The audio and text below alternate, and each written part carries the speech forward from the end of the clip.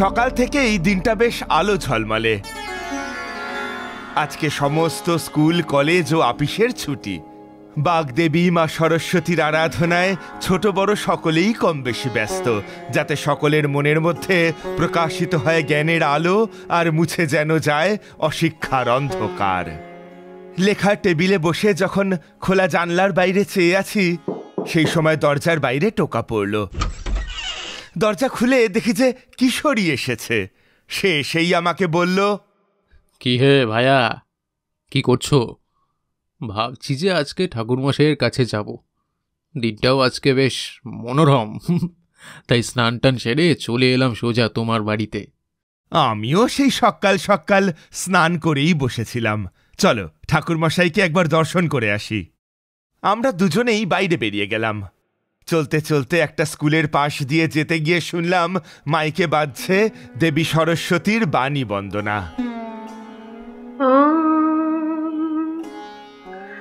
জয় জয় দেবী চরাচর সারি, কুচু যুগ শোভিত মুক্তারি, বীণা রঞ্জিত পুস্তক হস্তে, ভগবতী ভারতী দেবী নমস্তে, ভগবতী ভারতী দেবী নমস্তে।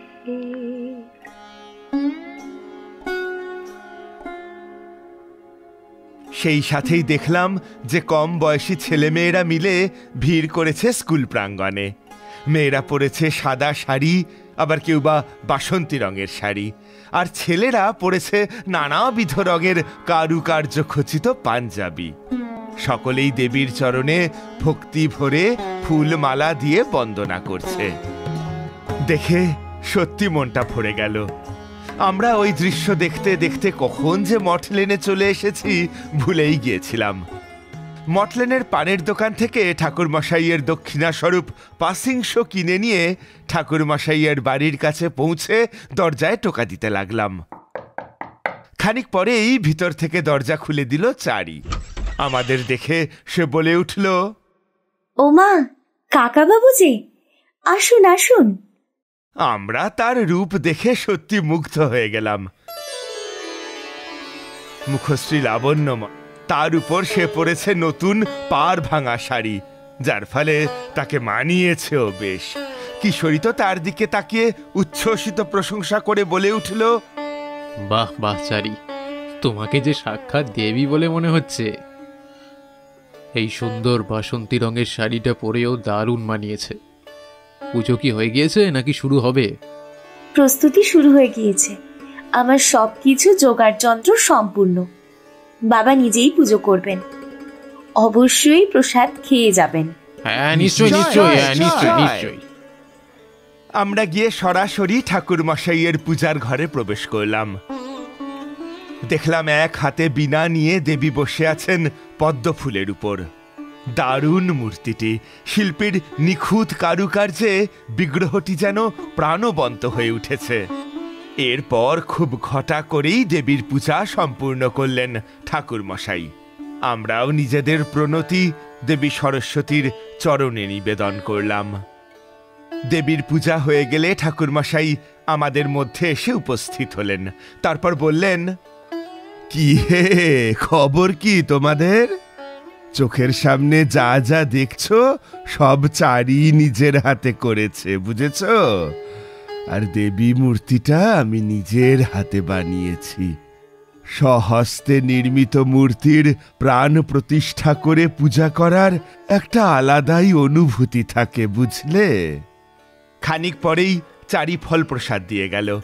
সেইগুলো খেতে খেতে আমরা ঠাকুরমশাইয়ের দিকে গল্প শোনার আশায় তাকিয়ে রইলাম। ঠাকুরমশাই একটা ফল মুখে তুলে বলতে শুরু করলেন, তোমরা আজকে এসেছো, আজকে দিনটা বেশ ভালো। মাঘ মাসের শুক্লা পঞ্চমী তিথি। আচ্ছা, তোমরা তো দেবী সরস্বতীর কথা শুনেছ, কিন্তু দেবীর আরেক রূপ নীল সরস্বতীর কথা জানো? আমরা অবাক হয়ে ঠাকুরমশাইয়ের পানে চেয়ে রইলাম। কিশোরী এইবার জিজ্ঞাসা করল, নীল সরস্বতী? নামের শেষে তো সরস্বতী শব্দটা আছে দেখছি, তা কেই নেই। নামে তো মনে হচ্ছে নীল গাত্রবর্ণ দেবীর। হ্যাঁ, নীল সরস্বতী হলেন তন্ত্রের এক দেবী, বলতে পারো মা তারার 3 রূপের মধ্যে একটি। মা তারার 3টি রূপ হল একজটা তারা, উগ্রতারা এবং নীল সরস্বতী। এছাড়াও মায়ের আরো অনেক রূপ আছে, কিন্তু নীল সরস্বতীর উপাসনার মূল কারণই হল সাধক যাতে দেবীর কাছে অগাধ জ্ঞান পায়। তোমাদের বলে রাখা ভালো এই যে একসময় আমিও ওই দেবীর উপাসনার জন্য মরিয়া হয়ে উঠেছিলাম। হ্যাঁ, মরিয়া শব্দটা ব্যবহার করছি তার নেপথ্যে একটা কারণ এই যে আমি তো অনেক সাধু সঙ্গ করতাম, আর সেই সাধু সঙ্গ করতে গিয়েই আমি এক সাধুর কাছে শুনেছিলাম নীল সরস্বতী সম্বন্ধে। ওনার কাছে সাধনার গুণাগুণ শুনে আমি বিষয়টা নিয়ে বেশ অনুরক্ত হয়ে পড়ি, কিন্তু আমার কপালটা এতই খারাপ ছিল যে আমি মন্ত্র নিয়েও কৃতকার্য হতে পারিনি। আমি জিজ্ঞেস করলাম, কেন ঠাকুরমশাই, কি হয়েছিল বলুন তো? হবে আর কি, যেহেতু এই দেবী মা তারারই এক রূপ, তাই মা তারার আবির্ভাবের দিনই অর্থাৎ শুক্লা চতুর্দশীর দিনই আরাধনা করা হয়। ওই দিনই আমি সাধনার কারণে শ্মশানে বসেছিলাম, তাও আবার তারাপীঠ মহাশ্মশানে। সেই কালের তারাপীঠ যে কি ভয়ঙ্কর ছিল সে কথা তোমাদের বললে বিশ্বাসই করতে চাইবে না। আমি ঘোর অন্ধকারে শ্মশানে বসেছিলাম একটা চিতার কাছে, আর ওই চিতার কাছেই আগুন জ্বালিয়ে যেই না জপ মন্ত্র শুরু করতে গেলাম, ঠিক ওই সময়ই চিৎকার ভেসে এলো থেকে দেখলাম যে চিতা সাজিয়ে কই যেন চলে গিয়েছে শ্মশান বন্ধুরা। আমি দেখলাম অমানিসায় আধারে চিতাটা যেন নড়ে উঠল, আর ওই নড়ে ওঠা চিতার ভেতর থেকে ভেসে এলো এক প্রবল আর্তনাদ। কেউ যেন খ্যাসখ্যাসে কণ্ঠে বলে উঠল, আমাকে তাও কর, আমি যে এই নরক থেকে মুক্তি পেতে চাই। এই বলে ওই শবদেহটা উঠে দাঁড়ালো। দেখলাম তার মুখটা পুড়ে গিয়েছে, সে আমার দিকে পলকহীন চোখে তাকিয়ে আছে। সে আমাকে উদ্দেশ্য করে বলল, তুই আমার দেহের সামনে সাধনা করবি, তোকে এইবার আমি নিজের হাতে শেষ করব। এই মহা শ্মশানে অমানিসার অন্ধকারে তোকে জীবন্ত সমাধি দেব। আমি তখন এই পথে একদম নতুন বলতে গেলে। এই সাধনা করতে গেলে যে চিতার আশপাশটা ভালোভাবে মন্ত্রপুত গণ্ডি দিয়ে বেঁধে রাখতে হয় সেই সম্বন্ধে আমার ধারণাই ছিল না। আমি দেখলাম ওই মৃতদেহটা আমার দিকে এগিয়ে আসছে। আমি উঠে পড়লাম। আমার সামনে জ্বলতে থাকা জ্বলন্ত কাঠগুলো আমার পায়ে ঠেলায় ছিটকে পড়ল দূরে, আর বাতাবরণে ছড়িয়ে পড়ল মৃতদেহ পোড়ার গন্ধ। আর সেই কারণেই আমি ওখান থেকে ভীত হয়ে দৌড়ে পালালাম। মন্দিরে গিয়ে দেখা হয়ে গিয়েছিল এক পান্ডার সাথে, সেই আমাকে আশ্রয় দিল, নইলে ওই দিনই আমার ভবলীলা সাঙ্গ হয়ে যেত। এই বলে ঠাকুরমশাই একটা পাসিংশ ধরালেন।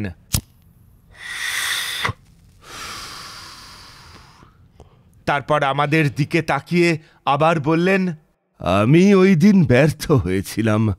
আর শুধু তাই নয়, ওই দিনের পর আবার একবার আমি চেষ্টা করেছিলাম নীল সরস্বতীর সাধনা করবার, কিন্তু সেদিনও সফল হয়নি।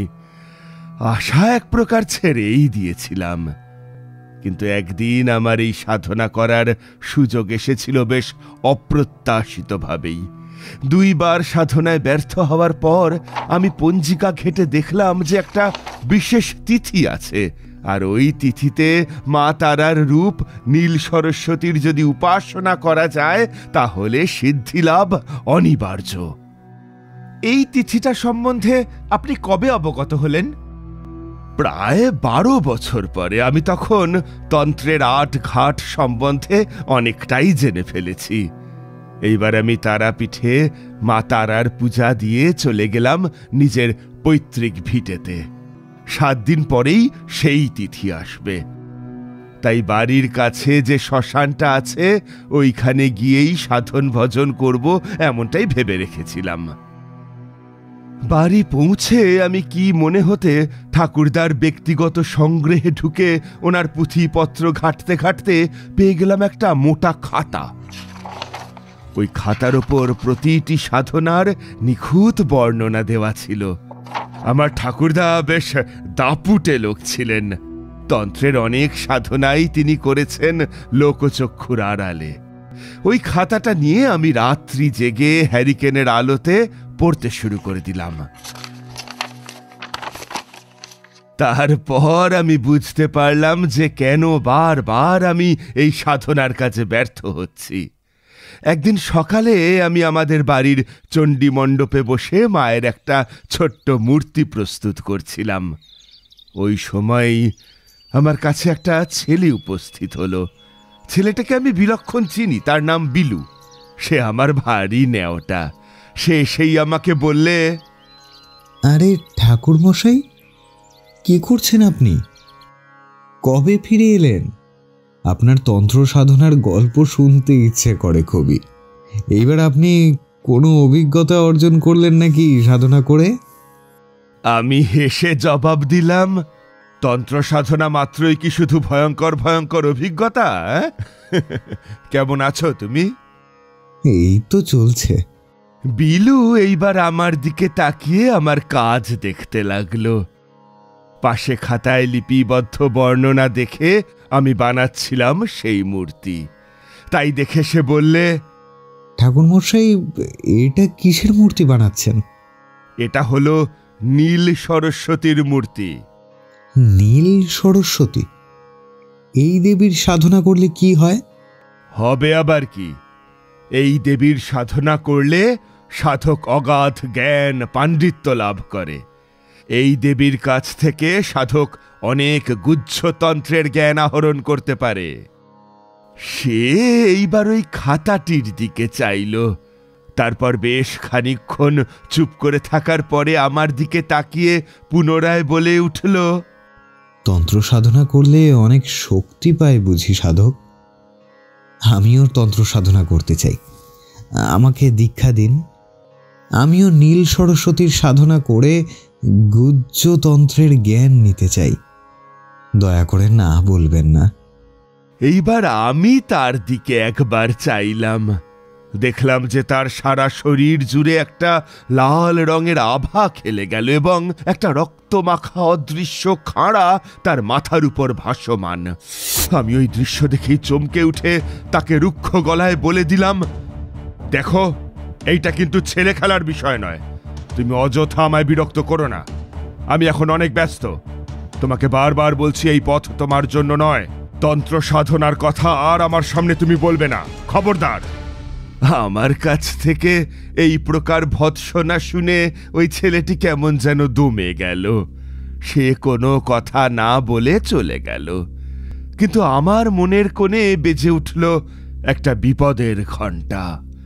উঠতি বয়সের ছেলেপিলে, স্থিরতা নেই মোটেই। যদি কোনো ভুল কিছু করে ফেলে তাহলেই সব শেষ। না, নজর রাখতে হবে দেখছি। যাই হোক, আমি আর তার কথা মনে রাখলাম না। রাতের আধারে গিয়ে শুরু করলাম পূজা পাঠ এবং বীজ মন্ত্র জপ করতে শুরু করলাম। সরস্বতী মায়া দৃষ্টা বিনা পুস্তকধারিণী হংস বাহিনী সংযুক্তা বিদ্যাদানম করো তুমে। মন্ত্রপাঠ করতে করতে শুরু হলো প্রবল ঝড়। ঝড়ের মুখে আমি শুনতে পেলাম তীব্র চিৎকারের শব্দ। আমি উঠে দাঁড়ালাম, কেননা ওই শব্দটা কোনো প্রেতের ছিল না। ঘাড় ঘুরিয়ে পিছনে তাকিয়ে দেখলাম দূরে একটা গাছের আড়াল থেকে একটা ছেলে আমার দিকে তাকিয়ে আছে। ওই ছেলেটা কে ছিল ঠাকুরমশাই? ছেলেটিকে আমি অন্ধকারে ঠিক দেখতে পাইনি, কিন্তু সে যে কোনো কারণে ভয় পেয়ে শ্মশান থেকে পালিয়ে গিয়েছে এই সম্বন্ধে আমি অবগত হলাম। কিন্তু আমার আসন ত্যাগ করার উপায় ছিল না। আমি বাকি রাত্রিটা ধরে সাধনার কাজে লিপ্ত রইলাম।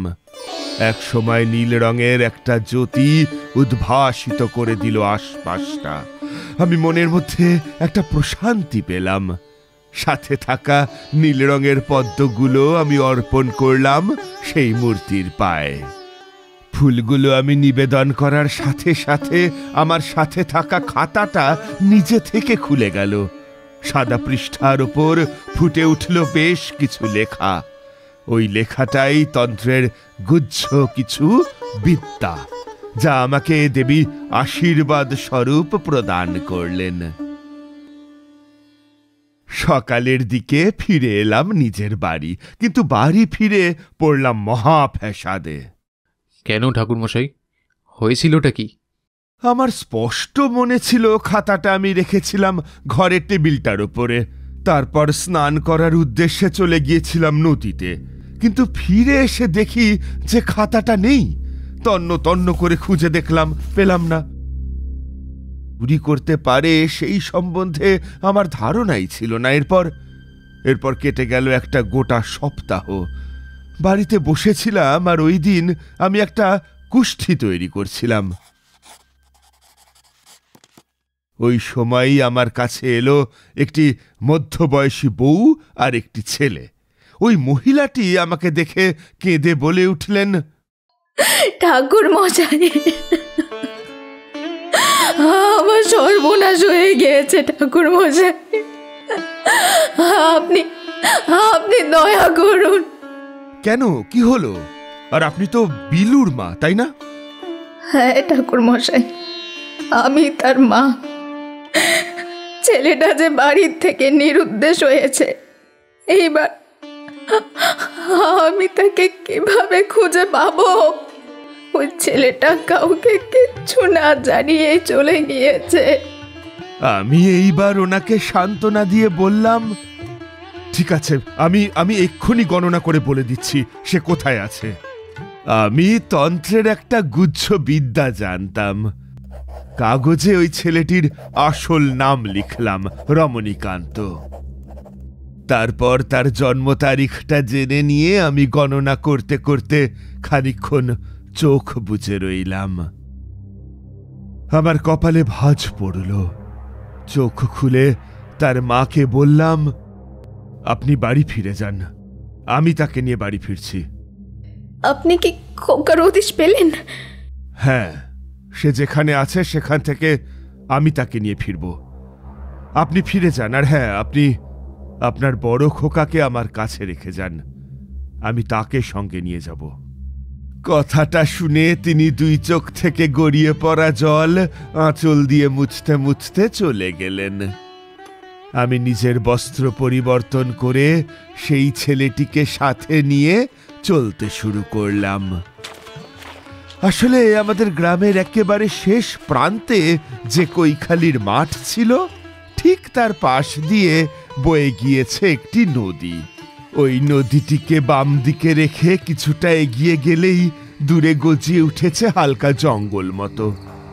জঙ্গলে গিয়ে আমি তন্ন তন্ন করে খুঁজতে শুরু করলাম, তবে বেশি পরিশ্রম করতে হলো না। গিয়ে দেখলাম যে একটা তেঁতুল গাছের ঠিক নিচে বিলু পড়ে রয়েছে, তার শরীর ক্ষত বিক্ষত। আর সবচাইতে অবাক হলাম এই দেখে যে আমার ওই হারিয়ে যাওয়া খাতাটাও তার কাছেই পাওয়া গেল। তার মানে বিলুই। ততক্ষণে তার বড় ভাই নীরেন বিলুর কাছে গিয়ে ডাকাডাকি শুরু করেছে। এই বিলু, কি হলো রে? তুই এইখানে কখন এলি? আর এইভাবে তোর সারা শরীর থেকে রক্ত বেরোচ্ছে কেন রে? অনেকক্ষণ ধরে ডাকাডাকি করার পর বিলু এইবার চোখ মেলে চাইলে, কিন্তু তার চোখ দেখে আমার বুকটা ধড়াস করে উঠল, কেননা তার চোখটা লাল হয়ে গিয়েছিল, আর শরীরটাও আগের চাইতে অনেকটাই শীর্ণ, অর্থাৎ তার দেহের রক্ত কেউ যেন পান করেছে। সে অতীব ক্লান্ত স্বরে বললে, সে এসেছিল, আমাকে সাধনা সম্পূর্ণ করতে দেয়নি, আমার সব চেষ্টা বিফল হলো। আমিও চেয়েছিলাম নীল সরস্বতীর আরাধনা করে তন্ত্রের গুহ্য জ্ঞান আরোহণ করতে, তারপর তন্ত্র সাধনা করে অনেক শক্তির অধিকারী হতে। আমি রেগে গেলাম এইবার। প্রচন্ড ক্রোধে ফেটে পড়ে বিলুর উদ্দেশ্যে বললাম, তন্ত্রমন্ত্র কি ছেলে খেলার জিনিস? গুরু ছাড়া তুমি 10 মহাবিদ্যার সাধনা করতে গিয়েছিলে, তোমার সাহস তো কম নয়। তন্ত্রে কোনো সাধনা সম্পূর্ণ করতে না পারলে সেই সাধনা জীবনটাকে নরক করে দেয়। আর তোমার দ্বারা যে তন্ত্রের সাধনা হবে না, সেইটা তো আমি তোমাকে 1000 বার বলেছি। আমার কাছ থেকে অত কথা শুনেও সে নির্বিকার রইল, আর একটা ঘোরের মধ্যে রইল। অনেক কষ্টে তাকে বাড়ি ফিরিয়ে আনা হলো, কিন্তু এরপরেও ঘটে গেল আরেকটা ভয়ঙ্কর কাণ্ড, যা আমি মনে মনে ঠিক আন্দাজ করেছিলাম। বিলুর মা একদিন সন্ধ্যার দিকে আমার কাছে এলো। তিনি আমাকে দেখেই কেঁদে উঠে বললেন, ঠাকুর মশাই, আপনাকে আরেকবার যেতে হবে। বিলু যেন কেমন ধরনের আচরণ করছে, আপনি দয়া করে একবার আমার বাড়িতে চলুন। ও বড় উগ্র হয়ে উঠেছে। কেন, কি হলো? সেই দিন তো ওকে নদীর তীরের জঙ্গল থেকে নিয়ে এলাম, তারপর তার মধ্যে কি কোনো পরিবর্তন দেখা গিয়েছে? ও আমার ছেলে নয়, ওই ছেলেকে আমি গর্ভে ধারণ করিনি। আপনি দয়া করে আমার বাড়ি চলুন ঠাকুর মশাই। অগত্যা আমাকে সন্ধ্যার দিকে যেতে হলো বিলুর বাড়ি। বিলুর বাড়ি গিয়ে দেখলাম যে রই রই কাণ্ড। সন্ধ্যার নিস্তব্ধতা ভেদ করে সে জোরে জোরে মন্ত্রপাঠ করছে। ও হ্রিং নবজ্যোতি প্রেতালয়ে স্বাহা, ওম হ্রিং নবজ্যোতি প্রেতালয়ে স্বাহা। কিন্তু সেই মন্ত্রতে তার বাড়ির ওপর কুপ্রভাব পড়ছিল বেশি, আর তার কণ্ঠটাও স্বাভাবিক ছিল না। গলা ভেঙে গেলে যেমন হয় ঠিক এমনি মনে হচ্ছিল। আর একটা পরিবর্তন হলো, তার গলাটা অনেকটা প্রাপ্তবয়স্ক ধরনের হয়ে গিয়েছিল। আমি সোজা প্রবেশ করলাম ঘরের মধ্যে। দেখি যে আমার থেকে হাত 5 দূরে সে দাঁড়িয়ে রয়েছে, কিন্তু আমার আগে দেখা সেই বিলু এই বিলু নয়। সে সম্পূর্ণ কালো রঙের বস্ত্র পরেছে, মাথার চুলগুলো সব ছেঁটে ফেলেছে, কপালে পড়েছে একটা তিলক, আর তার মুখের অভিব্যক্তি মোটেই স্বাভাবিক ছিল না। সে জোরে জোরে মন্ত্র পড়ছিল। ও হ্রিং নবজ্যোতি প্রেতালয়ে স্বাহা, ওম হ্রিং নবজ্যোতি প্রেতালয়ে স্বাহা। এ কি বিলু, এরকম বেশ ধারণ করেছিস কেন? হ্যাঁ, কি হয়েছে কি তোর? এই কথা বলে তার দিকে এগিয়ে গেল তার দাদা নীরেন। নীরেন এগিয়ে যেতেই বিলু নিজের হাতের তালুর উপর পাকিয়ে রাখা সাদা সলতে থেকে একটু ছিঁড়ে নিয়ে সেইটা পাশে কুলঙ্গিতে জ্বলতে থাকা প্রদীপের আগুনে ছুঁয়ে আমার দিকে ওই জ্বলন্ত সলতেটা ছুঁড়ে দিলে। আর সেই সলতেটা মাটিতে পড়তেই ঘরটা কালো ধোঁয়ায় ভরে উঠল। আর সেই ধোঁয়া বিলুর বড় ভাই নীরেনের নাকে যেতেই সে ভীষণ কাশতে শুরু করল।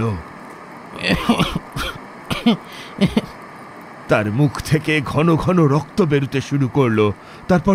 তারপর বিলু আমার দিকে তাকিয়ে কাগজে কি যেন একটা মন্ত্র লিখে সেই কাগজটা আগুনে ধরিয়ে দিতেই ওই ক্রিয়াটি আমার উপর প্রভাব বিস্তার শুরু করলো। আমার কাঁধের ঝোলাটা খসে পড়লো মাটিতে। আমি এইবার নিজের গাত্র বন্ধন করে নিলাম। তারপর একটা গুঁড়ো নিয়ে সেইটা ছুঁড়ে দিলাম বিলুর দিকে। তারপর কি হলো ঠাকুর মশাই? হবে আর কি, আমার এই মন্ত্রতে সে পড়ল মাটিতে। এও দেখলাম যে তার 2 চোখ জ্বলতে লাগলো। তারপর 2 চোখ বন্ধ হয়ে এলো। তার দেহটা একবার কেঁপে উঠল, তারপর স্থির হয়ে গেল। বিলুর মা পাশেই দাঁড়িয়েছিলেন। তিনি নিজের ছেলের দিকে এগিয়ে যেতেই আমি ওনাকে বাধা দিলাম।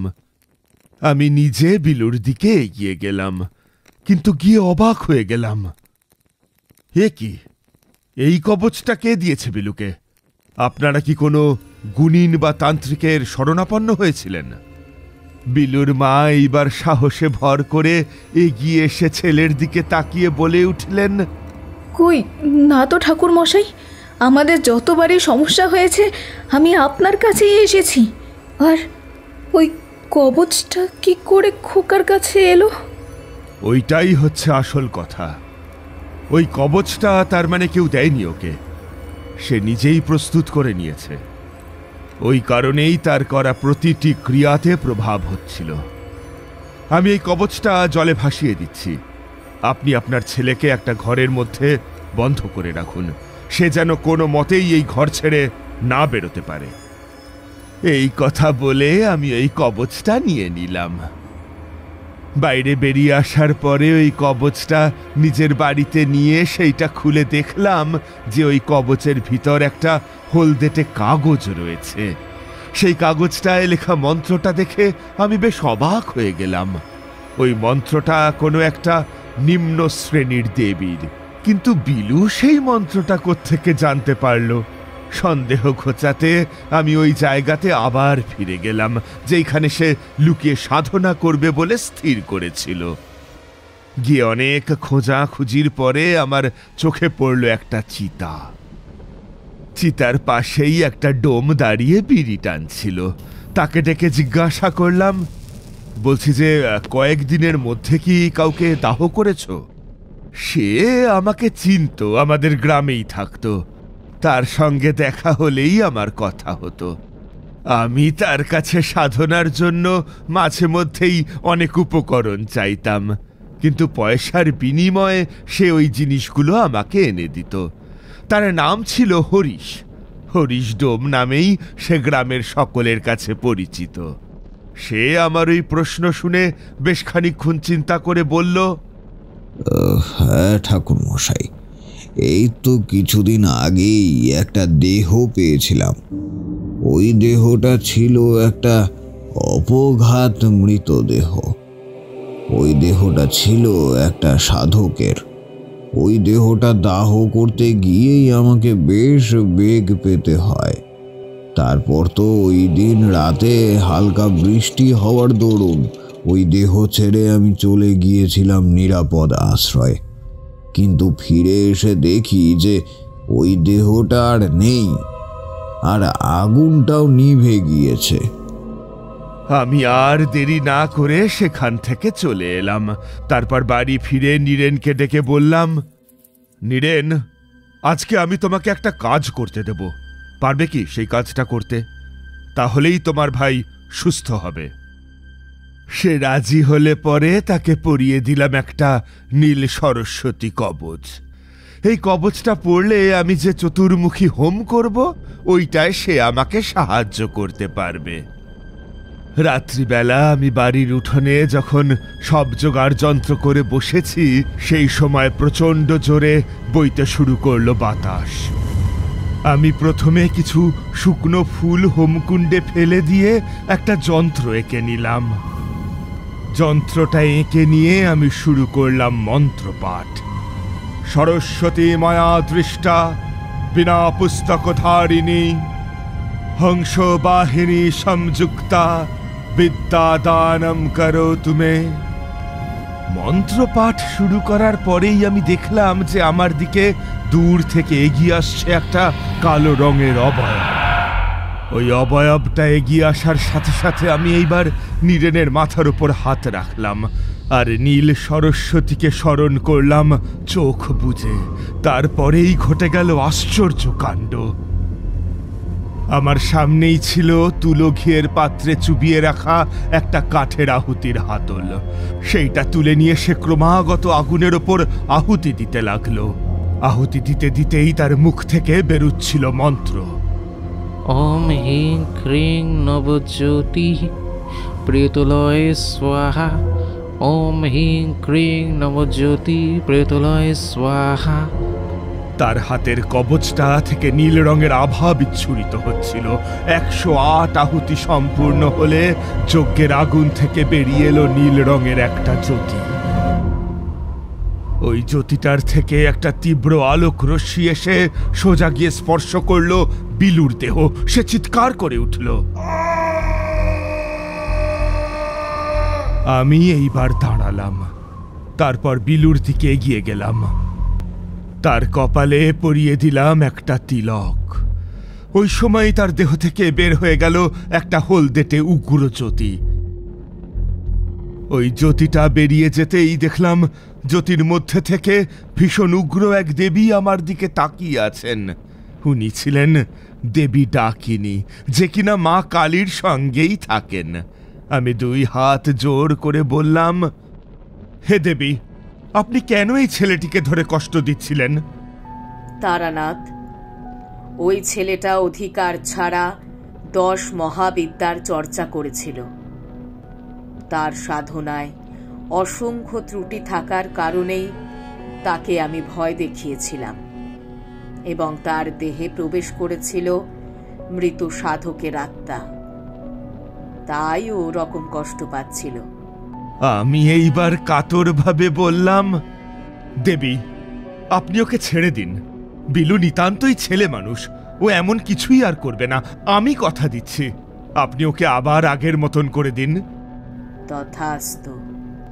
এই বলে হলদেটে জ্যোতি থেকে বেরিয়ে আসা একটা সূক্ষ্ম আলোক রশ্মি তার দেহে গিয়ে পড়ল। মাটিতে পড়ে থাকা বিলু ক্রমেই নড়ে চড়ে উঠে বসল। আমি দেখলাম যে তার চাউনি আবার আগের মতোই পরিষ্কার হয়ে গিয়েছে। আমি দেবীকে প্রণাম করলাম। উনি অন্তর্ধান হলেন। ঠাকুরমশাই গল্প বলা শেষ করলেন। আমরাও নীল সরস্বতীকে নিয়ে এমন ভয়ঙ্কর গল্প শুনে বিস্ময়ে অভিভূত হয়ে গিয়েছিলাম। আমাদের এই গল্প যদি আপনাদের ভালো লেগে থাকে তাহলে অবশ্যই লাইক করবেন এবং শেয়ার করবেন। যারা চ্যানেলটিতে নতুন তারা অবশ্যই সাবস্ক্রাইব করুন। শুধু বেল আইকনটি টিপে নোটিফিকেশন অন করে দিন, যাতে আমাদের পরবর্তী কাজগুলোর খবর সবার আগে আপনার কাছে পৌঁছয়। ধন্যবাদ।